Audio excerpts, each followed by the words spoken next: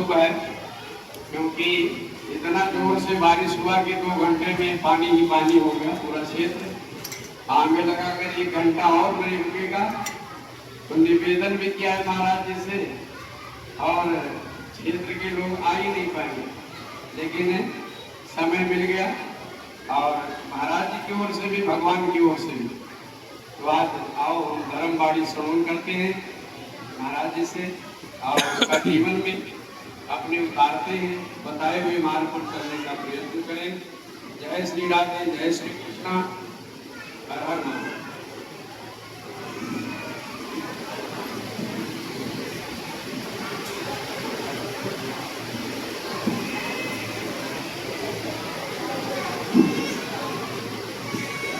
देवादिदेव भगवान महादेव से और जगत जननी मां जगदम्बा के चरणों में नमन करता हूँ।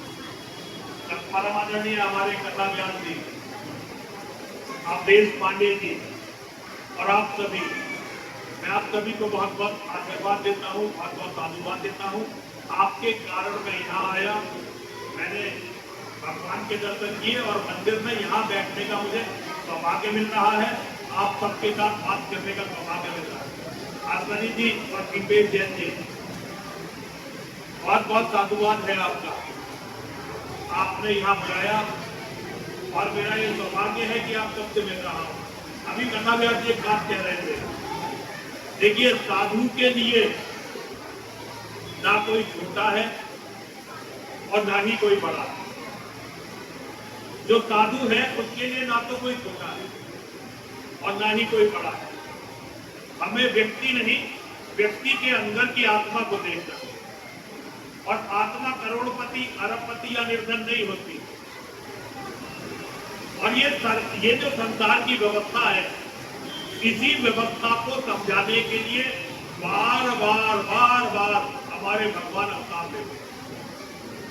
धनानी भूमो, एक दिन जो धन हम अर्जित करते हैं ये धरती पर पड़ा रह जाता है। धनानी भूमो पस्पस्ते बोलते नारी गृह द्वारे। देखिए एक तो मैं कथा व्यास जी के सामने बोलने का साहस कर रहा हूँ, ये बड़ी हिम्मत की बात है, और मैं डरते डरते बोल रहा हूँ गलत ना बोलने लगे, क्योंकि व्यास जी हम तो साधु हैं, हम तो गाली ऊपर करके काम चला लेते हैं भाई, 2-4 उल्टी सीधी बात करी काम चल गया। लेकिन कथा व्यास जी के सामने, विद्वानों के सामने बोलना ये बड़े ही समझ का काम है, जो मेरे जैसे आदमी में कम होती है। हम तो साधु इसलिए बनते हैं कि कोई जिम्मेदारी न लेनी पड़े, साधु बन के भी कोई जिम्मेदारी नहीं, तो फिर साधु बनने का फायदा। तो कहते हैं धनानी भूमो पस्पस्ते बोलते नारी गृह द्वारे जना शमशाने देहस्थिताया परलोक मार्गे धर्मानुगो गच्छति दीप्तेगा।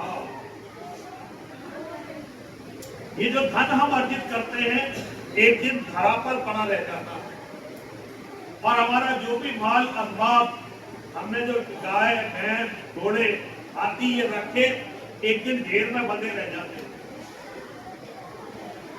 जो प्राणों से भी प्यारी होती है, अपनी पत्नी, अपनी बेटी, अपनी बहन, ये केवल घर के दरवाजे तक साथ देते हैं। घर की नारियां, हमारी नारियां केवल घर के दरवाजे तक साथ देती हैं। जना शमशाने, हमारे भाई बंधु, हमारे बेटे पोते, हमारे भाई भतीजे केवल शमशान तक साथ देंगे, और ये शरीर केवल चिता तक साथ देगा। लेकिन हमारा सफर यहाँ समाप्त नहीं होगा। परलोक मार्गे धर्मानुगो गच्छति दीप्तेगा। इस लोक में अपने इस शरीर के कर्तव्यों को पूरा करके जब हम परलोक की यात्रा पर जाएंगे, तो जो हमने जीवन में धर्म किया है केवल वही हमारा साथ देगा। एक छोटी सी कथा है जो व्यास जी आपको बार बार बताते होंगे, मैं भी आपको बता दूं। जब पांडवों ने राजसूय यज्ञ किया तो उनके मन में अहंकार आ गया, बहुत अहंकार उनके मन में आ गया, और योगेश्वर श्री कृष्ण की उपस्थिति में उन्होंने अहंकार का प्रदर्शन करना शुरू कर दिया, और वो कहने लगे हमने इतना बड़ा दान किया, इतने लोग आए, इतने पैसे खर्च हो गए, इतना दान चला गया, इतनी गाय दान दे दी, इतना धन, इतनी संपत्ति दान दे दी। योगेश्वर कृष्ण ने कहा आओ यज्ञशाला में करते हैं। और योगेश्वर श्री कृष्ण सारे पांडवों को लेकर यज्ञशाला में गए, जहां यज्ञशाला में उन्होंने एक देखा नेवले जैसा एक जीव हवन कुंड में जो भस्मी थी बार बार लौट रहा था, बार बार उसकी जो भस्मी थी उसने अपने शरीर को लगाना और उसके शरीर के कुछ हिस्से सोने के थे। सबको बड़ा कुतूहल हो ये कौन सा जानवर है भाई, अजीब सा जानवर और कर क्या रहा है। तो योगेश्वर श्री कृष्ण ने उससे पूछा कि भाई तुम कर क्या रहे हो और कौन हो तुम। तो उस नेवले ने बताया कि सतयुग में एक बार एक यज्ञ हुआ था और उस यज्ञ का उच्छिष्ट मेरे शरीर से लगा, जिस हिस्से से वो उच्छिष्ट लगा वो झूठन लगी, मेरा वो सारा हिस्सा सोने का हो गया। और तब से आज तक जितने भी धरती पर यज्ञ होते हैं मैं सारे यज्ञों में जाता हूँ ताकि मैं बचूं। वहां पे जो भस्मी बचती है, जो झूठन बचती है, उस पर लौटता हूँ ताकि मेरा बचा हुआ शरीर भी सोने का हो जाए। लेकिन मैंने उसके बाद कोई यज्ञ नहीं देखा। पांडवों को बड़ा आश्चर्य हुआ, अरे हमने इतना बड़ा यज्ञ किया, इससे बड़ा भी यज्ञ कोई हुआ है। तो उस जानवर ने बताया हाँ हुआ है। एक गरीब ब्राह्मण था सतयुग में और उसकी पत्नी की बेटा था और पुत्रवती थी। एक बार देवयोग ये हुआ, वो क्योंकि बहुत ही धर्मपरायण ब्राह्मण था तो वो संचित नहीं करता था, वो कोई भी सामग्री जोड़ता नहीं था। एक बार देवयोग से कुछ भी खाने को कई दिनों तक नहीं मिला।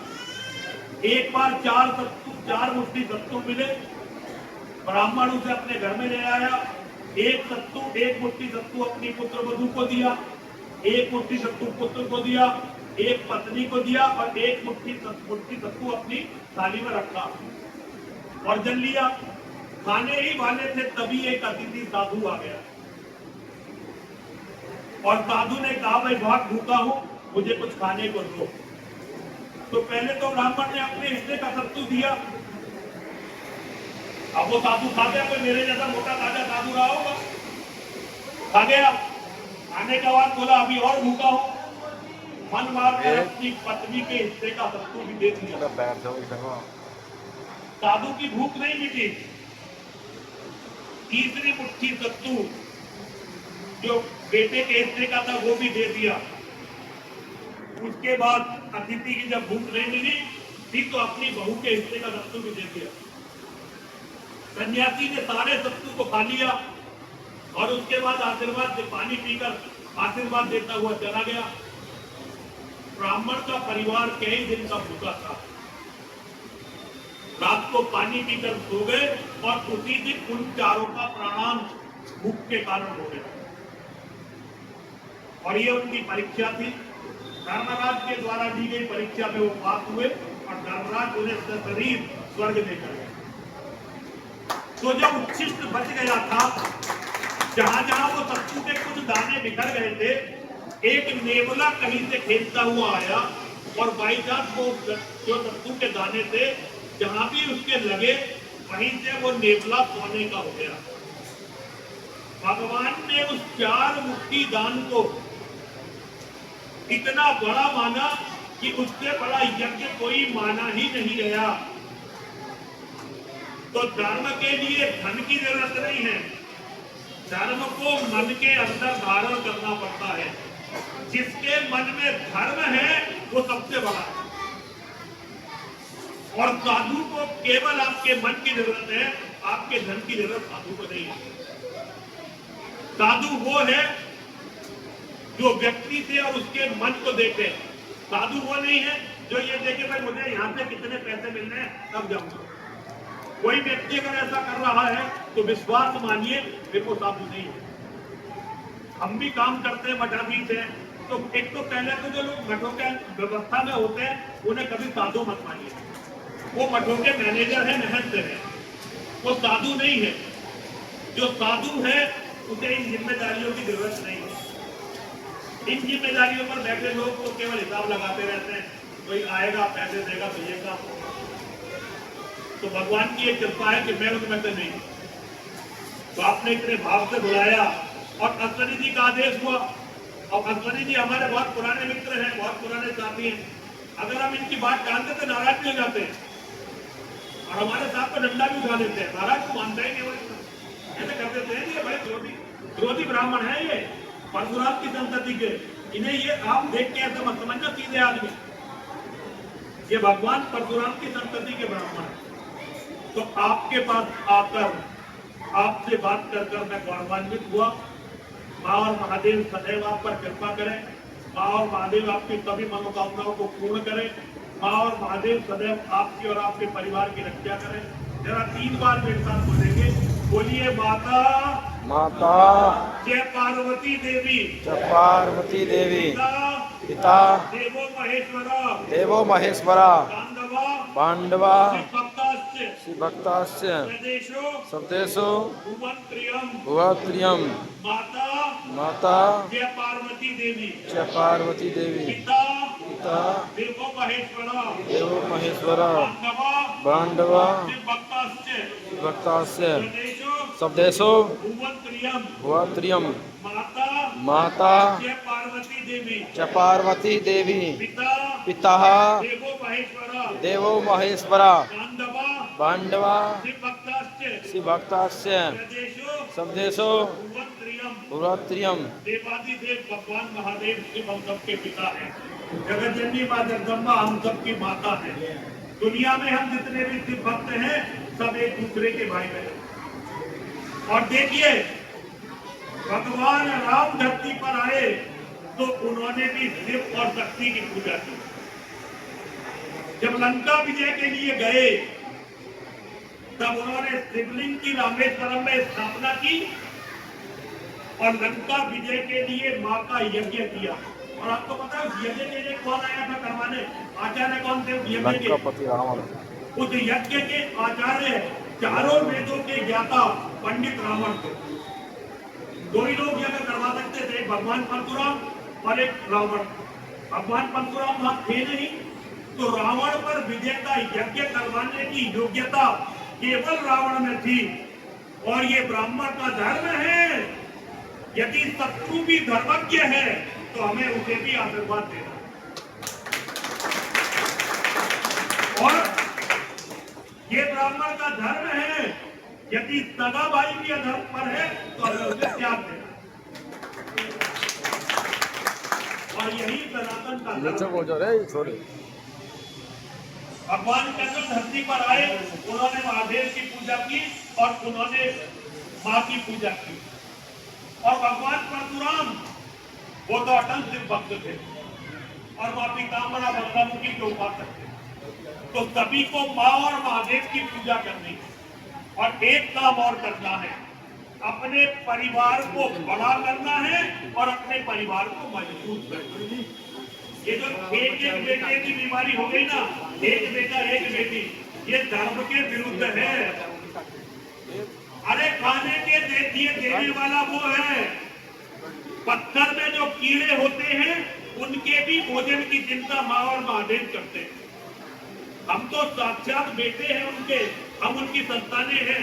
हम या हमारे बच्चे भूखे कैसे मर जाएंगे? ज्यादा से ज्यादा बच्चे पैदा करिए घर में, कम से कम 4 या 5 बच्चे। आप जो ये 1-2 बच्चा पैदा कर रहे हैं, बच्चे थोड़ी कीड़ा पकड़े, इन्हें तो ऐसे ही कुचल दिया जाएगा, इनकी कोई जिंदगी होगी नहीं।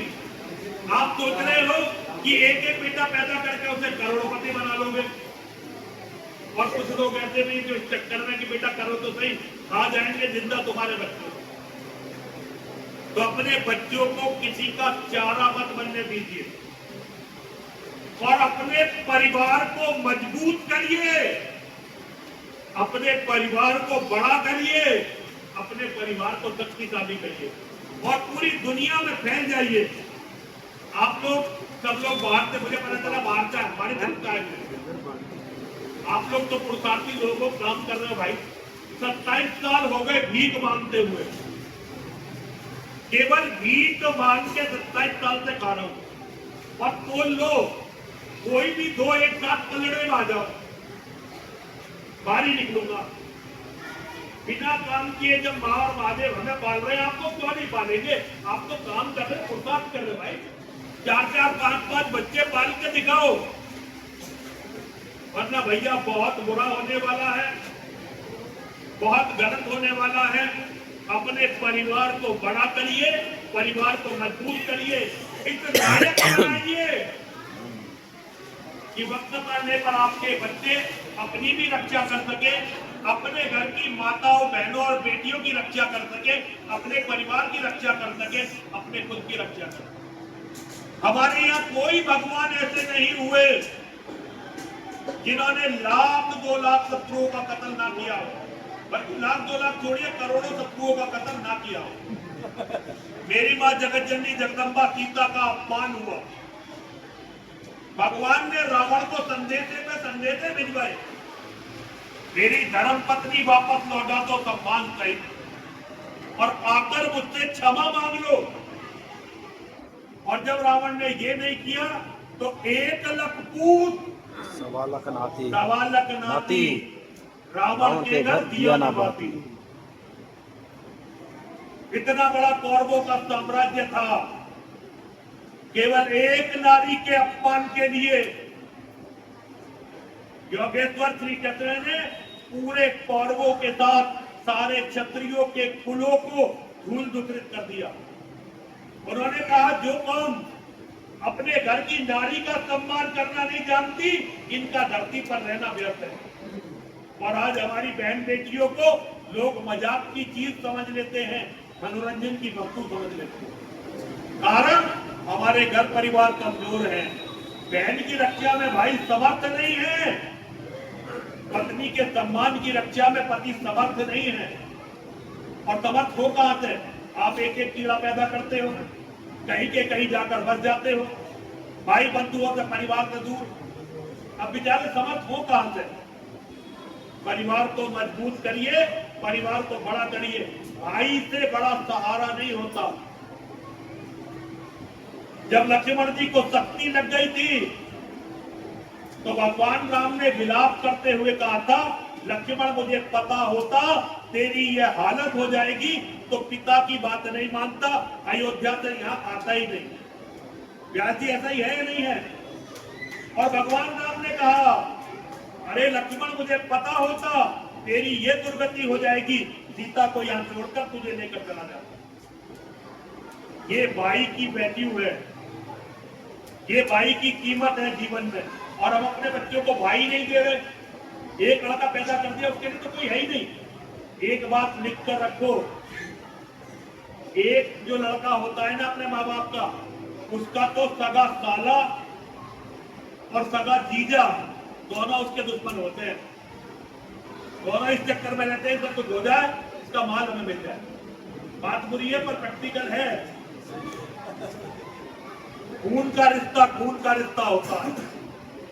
अगर हमारे खून के रिश्ते नहीं होंगे और समय पर वो हमारे साथ नहीं खड़े होंगे तो दुनिया कीड़े मकोड़ों की तरह हमें अपने जूतों से कुचल देगी।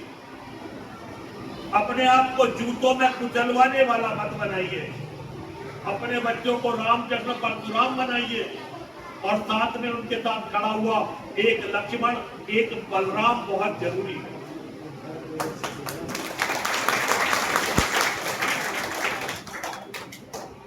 मेरा बस यही संदेश है, दुनिया में कुछ भी कर अपने परिवार की रक्षा करो। जो अपने परिवार की रक्षा करने लायक नहीं है, उनकी बड़ी बड़ी बातों का कोई अर्थ नहीं है। धरती पर कुछ भी हो जाए, चाहे सारी धरती का संहार करना पड़े, चाहे सबको मारना पड़े, लेकिन मैं अपने वंश का विनाश नहीं होने दूंगा। ये हर सनातनी का संकल्प होना चाहिए।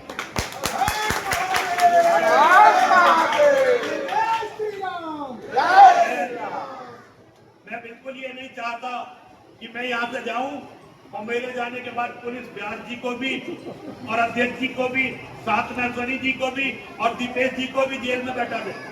इसलिए मैं फालतू बकवास कुछ नहीं करूंगा, लेकिन जो मैंने कहा उसे समझना और जो नहीं कहा उसे ज्यादा समझना।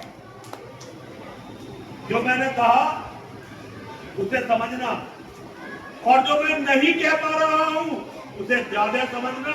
परिवार को मजबूत करो, परिवार को मजबूत करो, परिवार को मजबूत करो। अब सभी लोग मेरे साथ बोलेंगे, बोलिए सनातन धर्म की जय हो, सनातन धर्म की जय हो, सनातन धर्म की जय हो। और मैं कहूंगा सनातन के शत्रुओं का आप 2 बार कहेंगे विनाश हो, विनाश। सनातन के शत्रुओं का विनाश हो, विनाश हो, सनातन के शत्रुओं का विनाश हो, विनाश हो, सनातन के शत्रुओं का विनाश हो, विनाश हो। और मैं कहूंगा सनातन के मानने वालों का आप 2 बार कहेंगे। सनातन के मानने वालों में एकता हो, एकता हो। सनातन के मानने वालों में एकता हो, एकता हो, सनातन के मानने वालों में एकता हो, एकता हो, सनातन के मानने वालों में एकता हो, एकता हो। अब मैं कहूंगा सनातन के मानने वालों का आप 2 बार कहेंगे कल्याण हो, कल्याण हो। सनातन के मानने वालों का कल्याण हो, कल्याण हो, सनातन के मानने वालों का कल्याण हो, कल्याण हो, सनातन के मानने वालों का कल्याण हो, कल्याण हो। भारत